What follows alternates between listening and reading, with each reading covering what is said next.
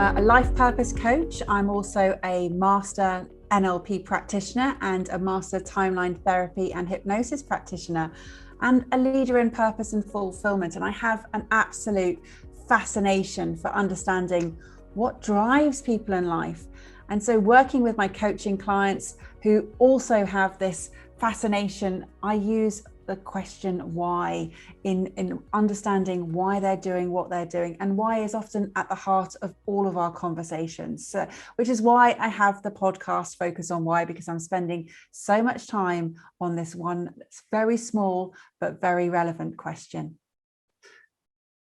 And were you one of those people on leaving home to go to university who enjoyed university life to the fullest, or did you take university seriously? Bit of both, really. I had a fantastic time, and I got fully involved. I was very much in part of the social events. So I was the social secretary for my college and my halls in the university. I went to Reading, and I got really involved in organising lots of themed events and just bringing people together. So I guess I've always had that sort of focus or focus on the importance of connectedness and people working together and having fun together. And tell me, what did you do with yourself post-university? What was your first job or first career choice? Well, I'd been working all the way through university. I had worked at a Thresher wine shop and also a shoe shop. And then when I came out of university, I continued doing both of those just for a short period. But I also had just qualified as an English teacher, as English as a foreign language teacher. And so I came down to London for a weekend and stayed with my boyfriend at the time. He's now my husband. But I literally said to my dad, I'm just popping down for a weekend and just seeing how it goes. And I never went home. That was it. So I registered with a few agencies to look for English teaching work. And I also registered with a couple of recruitment agencies for temp work. And one of those companies spotted my CV. It went to the managing director, and the next day I got called in and I ended up working for that recruitment company. So I never got to teach. So you went into recruitment consultancy. I would imagine yes. That's completely different to teaching. Very goal-driven, very timeline-driven career. Yeah, I mean, this is the thing. I didn't really have a particular plan. I thought that I was going to go into teaching. And so when I got asked to work for this recruitment company, it was initially as a receptionist and doing some admin work first. I was very new to the work environment, a little green around the ears, and I was very keen to impress. And within, I think it was 6 months, I was actually a temps consultant. I was a temporary controller, which is the title that I got. And having worked as the assistant temps controller, I knew what I needed to do. And so I just got started. I just started interviewing people and then finding my own clients. And I was left to my own devices. I had a huge amount of flexibility to run my own desk. And I absolutely loved that freedom. So I had the support and the network of a company who paid all my bills and was there, but didn't really, yes, they set goals. You're absolutely right. But as long as I hit those, I was left to do what I wanted to do. And so I love that degree of flexibility. Being a temp controller in the recruitment industry, how recession-proof is a job like that? Because I would imagine that when recession hits, temporary people are often the first to be let go by organisations, followed by permanent staff on redundancy.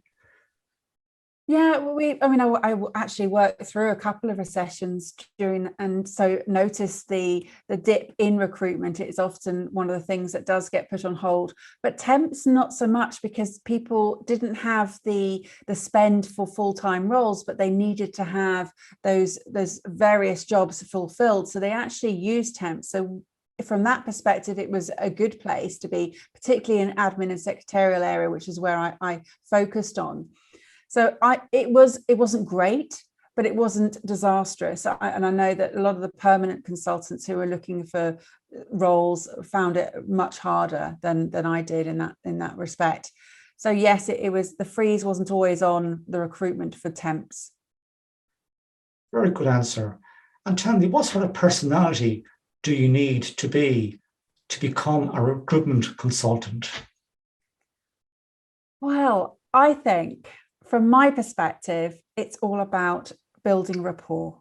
It's all about the relationship that you have with both parties involved. So you've got your candidates, and then you've also got your clients. And you are the bridge. You are the bridge between those two people. And so for me, it was really understanding what capabilities people had and understanding how quickly they would be able to deploy those skills in a working environment, and matching the right skills with those that the client has asked. So it was all about being really insightful with your questions, because I needed to understand exactly what the client needed so that I could then find them the right person for their role, and the right person who could literally hit the ground running. So from that perspective, it was always about asking the right questions and then matching the right people into that space, and being honest. And if I didn't have the right person, I wouldn't fill the role. I would say, you have to go somewhere else because I haven't got the right person for you. And yes, that meant that I didn't get that particular assignment. For me, it was always the long-term game. It was always fulfilling the roles with the best people, as opposed to just putting people in there. And post being a recruitment consultant, I understand you moved into property investment. Can you tell us all about that, please? Yeah, there's quite a big gap in between, John. So I was actually at home with the children for about 12 years. And then, but actually during that time, I had become an accidental landlord. So what had happened is we were looking for a new home. We found a new home, but the sale of our current home at the time didn't go through. So we kept it, and we actually turned it into a rental property. So then fast forward sort of 12 years or so, I went back to work. I got headhunted and got asked to work for a new startup company. And it was in that role that I realized, actually, I could be doing my own thing here. I could set up my own company. And that's where I went into the property investment.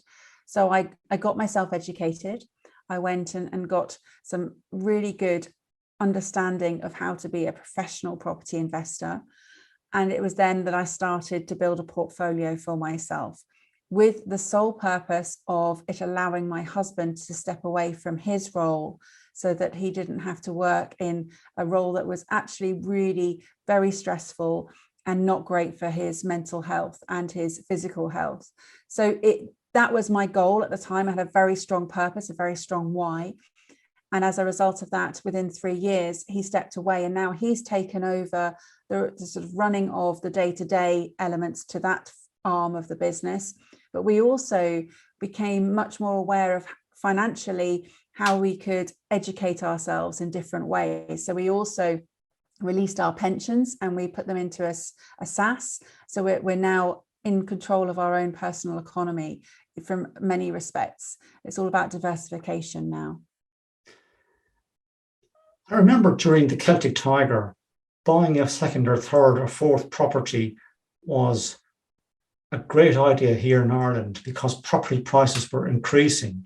And then the crash came and people were left with houses that were worth less than they paid for them initially, or they were in negative equity.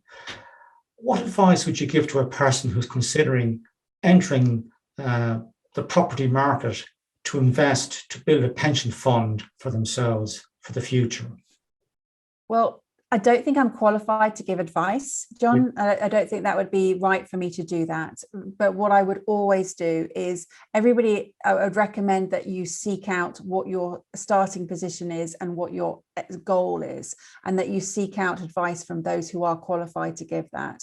So from the perspective of what it is you're doing, whatever you're doing, I would make sure that you're not overly leveraged, and that you are not putting yourself in a position that is going to be susceptible to the drastic changes in the market, because absolutely things such as the crash can happen, and then you will find yourself in situations that you may be in negative equity. So from that perspective, it's understanding what your risks are, doing your due diligence, and really making sure that property is right and is right for you, and the structures that you set it up with are the right ones for you. So it would be speaking to relevant parties in the different areas, such as accountants and tax advisors, and just really understanding what you're getting yourself into. So it's getting educated is my advice on that respect. Thank you for that answer. Tell me about your greatest achievement in your life. Oh, that's a great question. What great, yeah. I'd have to put it into different contexts, because I don't think that there's been a singular event that's been, I mean, essentially, from the perspective of the ripple effect that it's caused for my own life, it would be building the property portfolio and which has allowed my husband to step away from that role and given him freedom and flexibility to design his life in a way that he now chooses, and that he's now much more aware. So from that perspective, it would probably be getting educated and understanding more about the different ways that you can live your life. And I call it the difference between living and existing. And that's why I'm on a constant journey to gain more knowledge and then apply that knowledge. And that is a constant, that will never end. But it for me, it's that achievement has allowed us as a family dynamic to change the way that we now function. And it's just given us so many more opportunities. So I'd probably choose that one. What has been your biggest learning in your life? Oh, well, I grew up in Stratford-upon-Avon. Okay, so Shakespeare is, I'm a big fan. And it's that whole quote of the knowing that the fool thinks he's a wise man, and the wise man knows himself a fool. So in that respect, I'm always considering myself a fool in the respect that I know that there's always more to everything, and it's always about understanding that I don't know everything. And that keeps me humble. It keeps me in a great position of learning and of understanding and not assuming things. May I ask you a question? Are you happy to say to a person, I'm not exactly sure what I'm doing here. Can you help me? That's probably one of the best learnings. So I would absolutely say that I am comfortable in saying, I do not understand. And I put my hands up and I will always ask questions. I think I've always had that inquisitive nature, but it has only been in maturity, I would say, in the last decade or so, that I've been more comfortable with that. I think that's something that I would have always been a little bit more reticent to ask for help. And now I realize that the best way forward is to always look for others' help and not assume that I know everything and I know the answers. Because as I get older, the more I understand things and the more I learn about life, the more I realize that I know very little. Yeah. You're married, you have children, you have a property portfolio, you have a Focus on Why podcast. You're a very busy person. What do you do for relaxation? I have a wonderful dog, and I is a Springer Spaniel, and I've trained him really well. And we love spending time together, just the two of us out in the woods or in fields and exercising him and working him as a working dog. So we have a fabulous time together, and that's my way of switching off. I love spaniels. They're absolutely beautiful dogs and highly intelligent, particularly the Springer and the Cocker Spaniels. What motivated you to become, or should I say, what motivated you to start the Focus on Why podcast? So, John, what happened at the beginning of lockdown last year was I was ready to take a new business that I'd started about 18 months at the time prior with a business partner. We had a network event, we had a training company, we were doing 3 days trainings, we were doing 2-day trainings, 1-day trainings, and we were also doing one-to-one property training. And we had a podcast. We had the Property Vault podcast also, and we were going to take all of that online, or so I thought. So that day on the 23rd of March, I remember it well, where I had it all mapped out and I had the plan.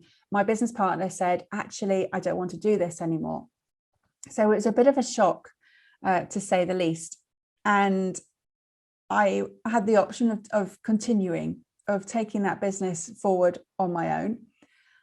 But I decided actually it was an opportunity for me to change direction.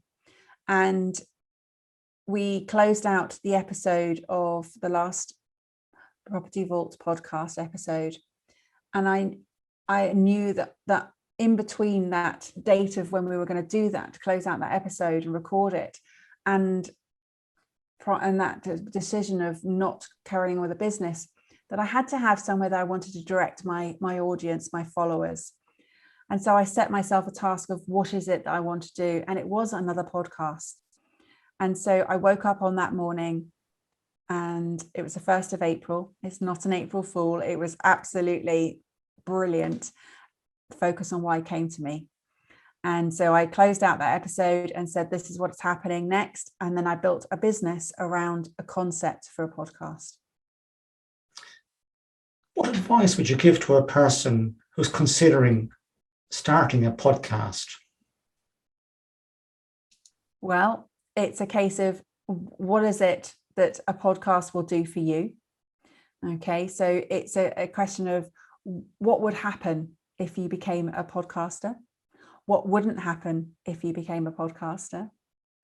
What wouldn't happen if you became a podcaster? And what wouldn't happen if you didn't become a podcaster? I'd be looking at all of those questions and answering, what would a podcast do for your business? What would it do for your personal brand? And who are you serving? What is it that you want to achieve from this podcast? What is it that you are wanting to share? Because a lot of people think that it's an opportunity for them to talk about their business, and it is, but it's about the audience. It's about serving an audience and having a message that will connect and resonate, and that they will be able to apply the learnings. If it is a business podcast, some of them are entertainment podcasts. So what is it? Essentially, it's about the relationship, again, about the rapport that you're building with an audience. There are many podcasts out there. So how did you manage to differentiate the focus on my podcast? And how did you go about identifying who your target audience was for the podcast?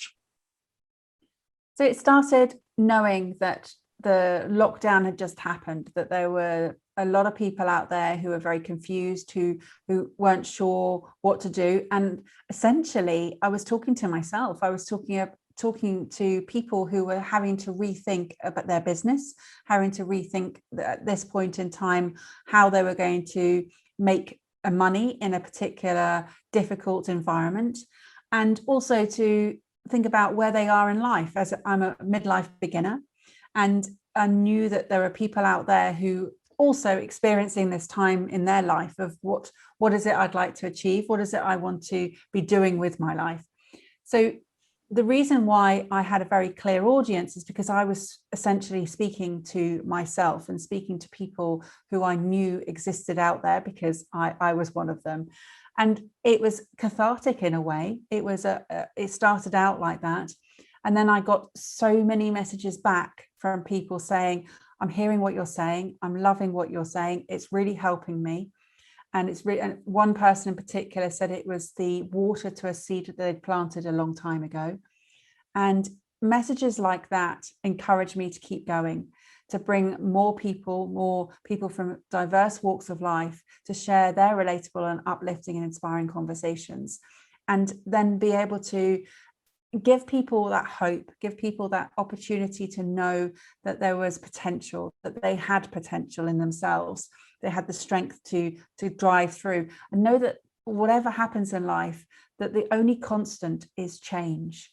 And to understand that moving forward, you have to keep going. You have to keep moving. You can't expect things to be the same as they were yesterday. So that's what happened. That's the podcast came about. the reason I think that you said it sort of cut through the noise is because I did have that clear purpose. And the title is very clear, focus on why. People understood it straight away. They knew what they were going to get from it. And it had that sort of level of connection, because I was connecting to the people who I knew needed to hear the message, who wanted to hear the message, who were ready to receive the message and take it on board. And so it became, again, it was just that fantastic ripple effect that then happened. People then started recommending it to other people, and the organic growth across, I say across the world, and it's still sort of pinch myself when I say that, but absolutely, it's in 87 countries now, and it is in the top 1% of all podcasts, and there are 2.5 million podcasts out there. So that there's something there that people really enjoy hearing, and they continue to enjoy listening to it. It's a great answer. And your podcast is very, very good. So well done to you for having the gumption to start a podcast and to stick with it and to make it successful. Just talk about your family for a second. You, I suppose, flew the nest. You sought your independence. You left university when you graduated and you went to London. Would you be happy for your children to seek their independence at an early age? Well, my daughter is just about to do that. She's 18, so she's just about to go to university. So it will only be a matter of years before she continues in that vein. And the same for my son. He's just finished his GCSE, so he's 16. And again, that I've always, well, my husband and I, we've been together now 26 years. We've been married just 20. And we absolutely advocate independence from a very early age. It was something that we took great pride in sharing, that when we're not one of well, neither of us are helicopter parents. We've endorsed that and they've embraced it. And as a result of that, yes, I mean, it's going to be difficult. Of course, it's going to be hard when they leave, but also know that that is the role that we've played, and that's the beauty of the cycle. And so it will continue to understand that that's what's going to happen, and what a fantastic opportunity it is for them to go forward and continue with their lives. And just, you know, the cycle for us will continue, and my husband and I will be doing different things. The dynamic will shift again, just as it did when they first came into our world. Thank you for that answer. What one lesson have you learned in life that you'd like to instill in your children? Well, it's one that I advocate all the time, John, and it's that it's never too late to be who you might have been.